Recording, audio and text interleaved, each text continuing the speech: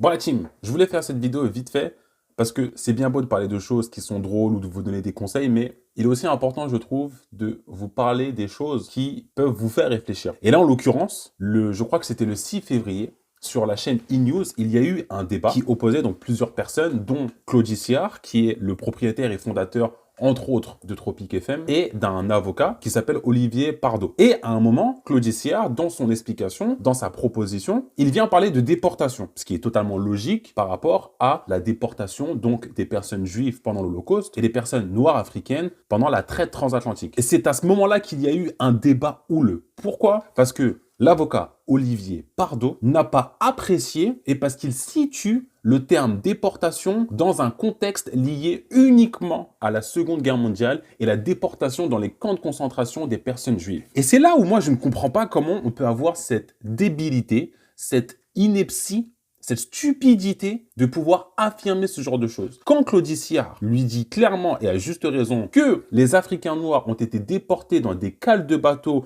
pour aller transatlantique en Amérique, Amérique du Nord, du Sud et dans les Caraïbes, il dit non. Il dit que non. Il dit clairement que les Africains n'ont pas été déportés. Alors en fait, moi ce que je ne comprends pas et pourquoi je voulais faire cette vidéo, c'est pourquoi on essaye absolument de vouloir hiérarchiser les crimes, hiérarchiser la souffrance des peuples. Énormément de peuples ont eu beaucoup de souffrance. Mais on ne peut pas quantifier la souffrance. C'est pas quelque chose qui est palpable. On ne peut pas le faire. À un moment, il veut parler de chiffres. Il dit oui, 6 millions de morts, etc. à Auschwitz, c'est rien. Mais bien sûr que non, ce n'est pas rien. Au contraire, qui a dit que ce n'était rien? Personne n'a dit que c'était rien. C'est horrible ce qui s'est passé. Mais pourquoi vouloir absolument mettre des chiffres dedans? Parce qu'à ce moment-là, Claude Siard lui dit mais oui, mais en tout, on estime entre 15 voire peut-être 20 millions d'Africains qui ont été déportés, et c'est le terme qu'il faut dire, déportés d'Afrique transatlantique, donc de 15 à 20, et entre ces 15 et 20, à peu près 15 à 20% de ces Africains mouraient pendant le voyage. En fait, je ne comprends pas pourquoi on veut absolument parler de chiffres et mettre une hiérarchie par rapport au crime, par rapport au génocide. Un crime ou un génocide, peu importe la quantité, ça reste un crime. Et c'est ça qui me rend fou, c'est que après on va dire oui, mais de toute façon,